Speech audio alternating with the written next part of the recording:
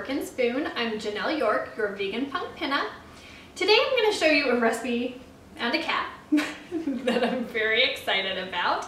Hold on, we'll just get him out of the way. Okay, so I'm going to show you some adorable mini tacos. So I'm going to make taco shells, and actually I've already made some up, but I'm going to show you how to do them, out of wonton wrappers. And then we're going to fill them with some raw walnut taco meat, a cashew cream, and some various taco toppings, and make the perfect bite-sized party snack to bring to all the potlucks that we have this time of year. So what you're going to need is a mini muffin pan. Ideally, one that's a little deeper. Mine is kind of a little larger around and not so deep, but it works. And I'll talk you through the process. So you have your little shell. Just make sure you find shells that don't contain dairy or eggs. And then you're going to press this down, and the way I do it is kind of alternate so that they're not touching, because they do kind of spread out. And I just use the back of my knuckles to press this down, and it's going to form whatever shape it wants to form. Usually 3 to 4 little corners.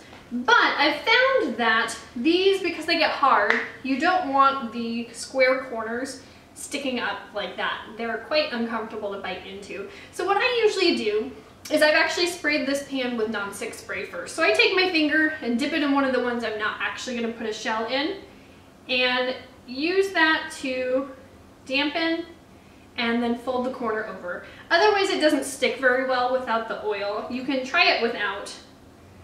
And so I just make them non-pointy by folding them either in or out, depending on which way they're kind of naturally laying. And you've got your little taco shell. So I'll show you another one up close.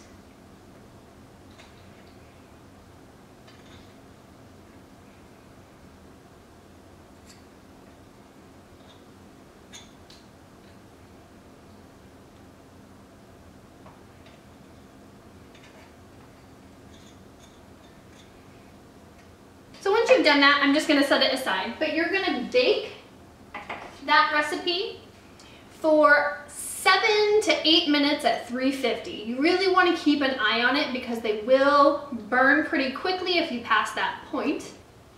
So now I'm going to show you the filling. So the first time I had raw walnut taco meat, I was a little bit hesitant.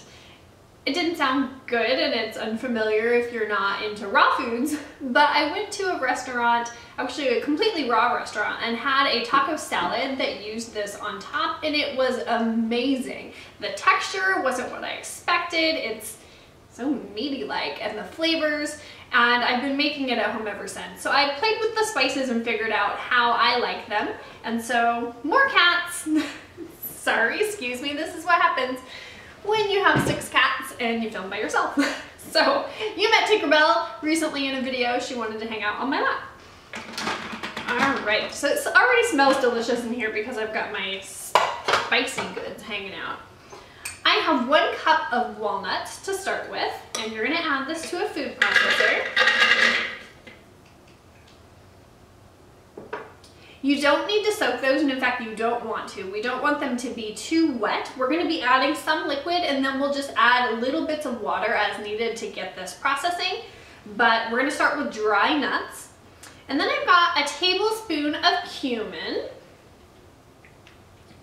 a tablespoon of chili powder. So if you're not into spice, I would start with a little bit less on the chili powder and then add more as you go. When you're adding things that are spicy, you always want to start with a little bit, taste test, and add, because you can't take it out once you put it in there. And then I have 1 teaspoon of smoked paprika, which is one of my absolute favorite seasonings. To this, we're going to add 1 tablespoon of liquid aminos, or soy sauce. That's an alternative to soy sauce. And 1 tablespoon of apple cider vinegar. So I really like to choose unfiltered apple cider vinegar if possible.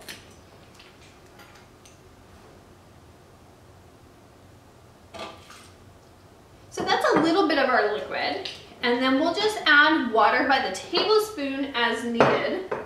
I'm going to add 1 to start with because I can tell that I'm going to need a little bit at least. And then we'll process this and see how we do. So you may need a spatula to scrape down the sides partway through.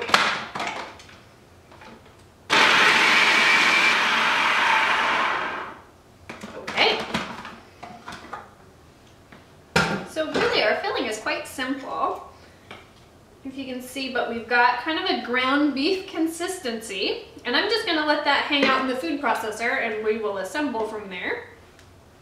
So you would pull out your already done wonton shells. I just baked up a batch ahead of time. Again, about 7 minutes, and watch it. You might need another one, but you want them to start to get a little bit browned, but not burnt. And they're all gonna be a little bit different shape depending on how they pressed, but you're gonna need a spoon. And luckily, here we go, we have a spoon. And you're just gonna add some filling into the middle.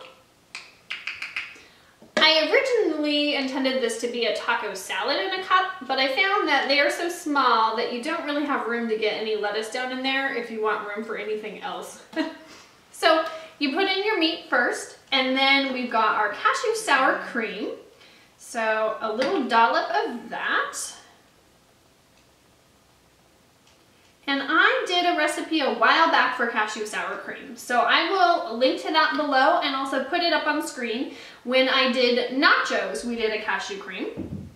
And so your little dollop, and then the only thing I did differently with the sour cream this time is I made it just like I did before, and then I juiced half of a lime at the end and stirred in some fresh lime juice to go really well with our taco seasonings and flavors today. And then you just put your favorite taco toppings on top.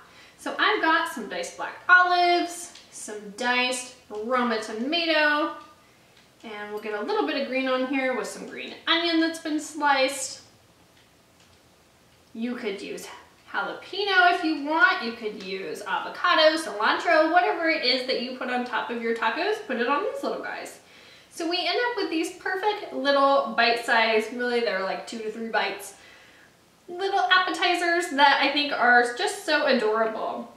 So tell me in the comments below what your favorite taco topping is, especially if it's something that I didn't mention. I want to know maybe what people are doing that I'm missing out on. So thank you for tuning in, and make sure if you haven't already subscribed, go ahead and click that subscribe button. I do recipes every single week, and I'd love to have you follow me along. Thank you for tuning in today.